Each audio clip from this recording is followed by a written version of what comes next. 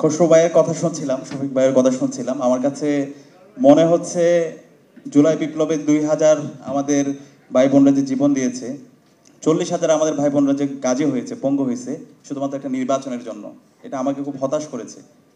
এই অন্তর্বর্তীকালীন সরকার রক্তের উপর এসেছে। আজকে যে আমরা আজাদি পেয়েছি শহীদদের রক্তের উপরে, সেখানে তিনটা বিষয় ছিল। একটা হলো আমাদের গণহত্যার বিচার করা, এই ফ্যাসিবাদী রাষ্ট্র কাঠামোকে ভেঙে চুরমার করে দেওয়া, নতুন রাজনীতি সংস্কৃতি বিনির্মাণ করা এবং একটা ফ্রি ফেয়ার ক্রেডিবল ইলেকশনের ব্যবস্থা করা।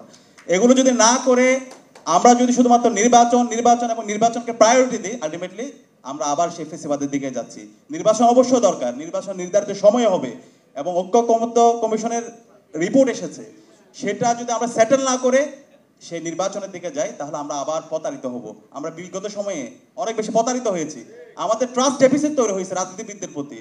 সে আস্থার সংকটগুলো যদি আমরা এখন অ্যাড্রেস না করি, সে আবার যদি নির্বাচনে যাই, আলটিমেটলি এই দেশের মানুষের মুক্তি আসবে না।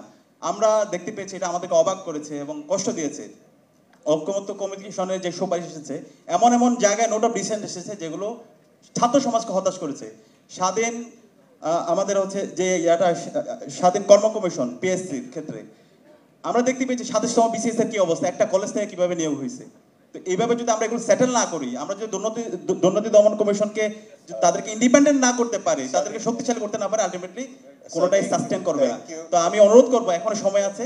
আমরা চাই আমাদের দেশের যত রাজনৈতিক দল আছে এখনই সময় একটা কনসেনসাসে আসার, জাতীয় ঐক্যমত্যের ভিত্তিতে একটা পূর্ণাঙ্গ বাংলাদেশকে ন্যাশন হিসেবে বিল্ড আপ করার, এর ভিত্তিতে আগামীর বাংলাদেশ বিনির্মাণ করা। এটা যদি করতে ব্যর্থ হয়, যারাই করতে ব্যর্থ হবে তারাই আগামীর বাংলাদেশে তাদের রাজনীতির জন্য কঠিন হয়ে পড়বে।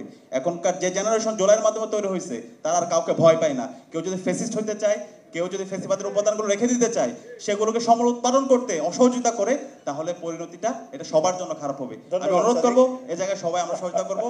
আমরা সবার কল্যাণ কামনা করছি।